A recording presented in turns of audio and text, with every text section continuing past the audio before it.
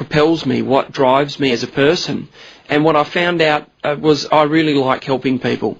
And that's where it took me a couple of years, though, Richard, to come up to really ask those hard questions about myself.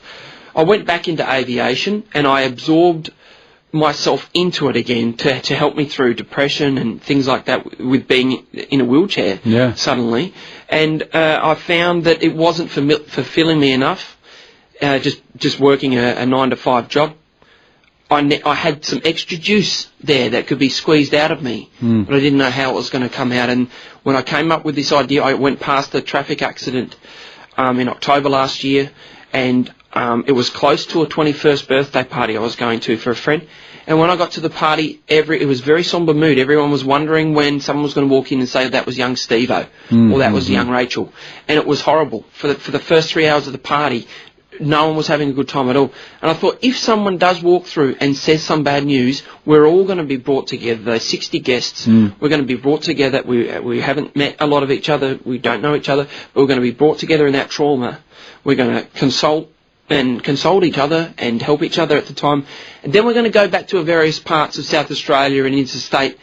And then what do we do? With all that spirit and love that we had there at the time, where does that go? And driving home the next day, I said to my wife, she was listening to Robbie Williams on the radio, and I turned it off. I got into trouble because she was singing it. And Situation normal, though. Situation normal. And I said, no, I've got to tell you about this idea.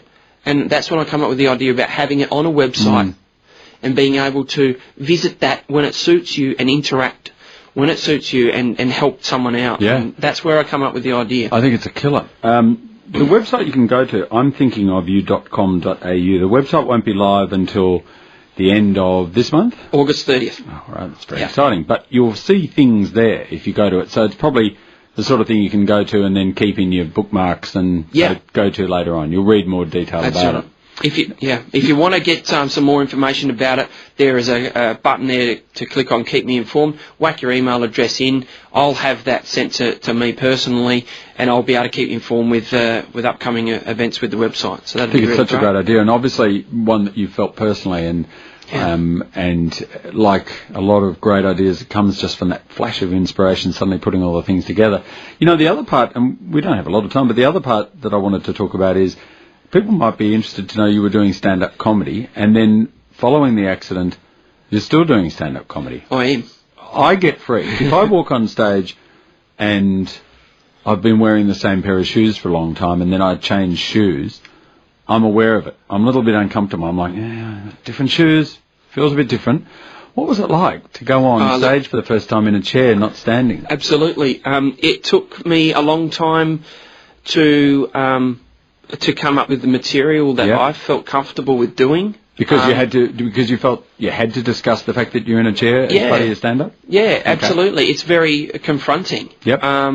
When I come out after a standing comic and I wheel out in my wheelchair, most of the venues I get lifted up in plain sight of everyone onto the stage, and people are going, what the hell's this guy going to do? I've had people come up after shows and say, are you actually in a wheelchair? And I say, yeah, I am, for real. And then they laugh their head off because they recite what I just said for the last 15 minutes, and they find it really funny. And so then I started thinking, well, what am I missing here? So at the start of my set, my comedy set, I get it over and done with. I tell people what's happened to me, make them understand I'm totally cool with being in a wheelchair. Now listen to the adventures that I have. They are fantastic things, and it could be from. It doesn't bring the audience down? No, not at all. To do a cold opening? You don't do a gag at the start and then I do a gag, and then after it I quickly say what's happened to me. Yeah. At the moment I'm saying I was a motorbike. I got on a motorbike 4.5 years ago, and obviously I couldn't really ride it very well. But I've moved on from there. Hey, I wouldn't be here in front of you now sitting down and getting free drinks at the bar. So, and I turn it around and people are right on board with it. Isn't it funny that the most critical thing you need to show an Australian audience is, I can be funny. And after that they go, okay, now what's he saying? Because I was tense for him there. Yeah. I always think that audiences are terrified you're going to stuff up and embarrass them. Yeah, they're exactly right. And they sit there and they go, oh, please, I'm here on a date.